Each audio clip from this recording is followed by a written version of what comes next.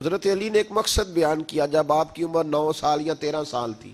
محبوب علیہ السلام نے سارا خاندان جمع کر کے سب سے پوچھا، میں اللہ کا رسول ہوں، کون میرے ساتھ چلے گا؟ رستہ بڑا سخت ہے، جسے زندگی ہو پیاری وہ یہیں سے لوٹ جائے، میرے قافلے میں شامل کوئی کم ظرف نہیں ہے، کون کون چلے گا؟ تو حضرت علی کہتے ہیں میں سب سے چھوٹا تھا، میں پیچھے بیٹھا تھا، عمر میں سب سے چھوٹا تھا، پیچھے بیٹھا تھا۔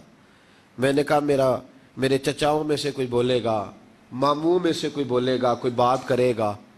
کہتے ہیں جب کوئی نہ بولا، محبوب نے 2-3 دفعہ کہا کوئی نہ بولا، تو حضرت علی کہتے ہیں مجھے عجیب سی میری کیفیت بنی، کھجور میں کھا رہا تھا، کھجور میرے منہ میں تھی، لمبا کرتا تھا، قد چھوٹا تھا، عمر چھوٹی تھی، پیچھے بیٹھا تھا۔ حضرت مولا کائنات نے مقصد کا اعلان کیا، مقصد کا، پنجوں کے بال کھڑے ہو گئے اور دونوں ہاتھ فضا میں بلند کی، عرض کی یا رسول اللہ، نہیں کوئی بولتا تو نہ بولے، انا ناصرو کا یا رسول اللہ، انا حافظو کا یا رسول اللہ۔ حضور آپ نکلے میدانوں میں، علی آپ کا محافظ بھی بنے گا اور علی ہر میدان میں آپ کی مدد بھی کرے گا، میں نصرت کروں گا اللہ کے دین کی، آپ نکلیے۔ میں وہاں سے چلا، حضرت علی کو پڑھنے لگا وہ پہلی میٹنگ جو میرے محبوب علیہ السلام کے کاشانہ نور پہ ہوئی۔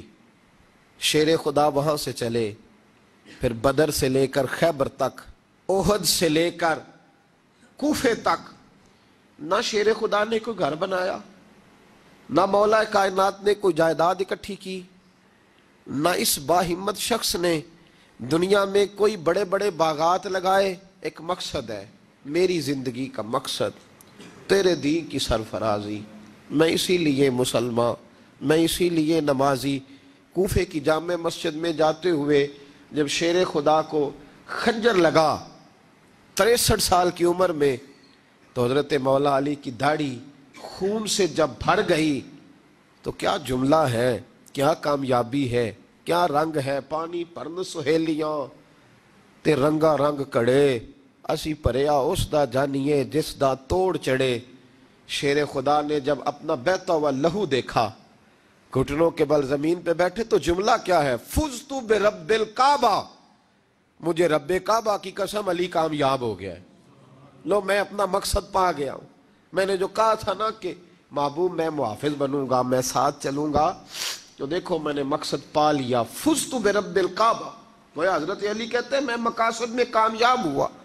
حضرت سیدنا امام حسین کی بات آتی ہے نا تو میں حیران ہوتا ہوں کہ محبوب پاک صلی اللہ علیہ وسلم نے کہا کہ حسین مجھ سے، میں حسین سے۔ ایک مقصد ہو گیا کہ میں نے تکمیل کرنی ہے محبوب کے مشن کی، آگے لے کے چلنا ہے، اس کو بڑھانا ہے۔ تو سیدنا امام حسین کے گردن مبارک پر جب خنجر چلا تو یوں کر کے لہو سنبھالا اور آسمان کی طرف اچھالا، تو کہا اب بتا عرش کے مالک تو حسین سے راضی کے ناراض ہے؟ تو کربلا کے ریگزاروں سے آواز آتی تھی، یا ایتھا النفس المطمئنہ ارجعی الی ربک راضیۃ مرضیہ، آ جا اے نفس مطمئنہ اپنے رب کی طرف آ جا، تو اس سے راضی ہے تو وہ بھی تجھ سے بڑا راضی ہے۔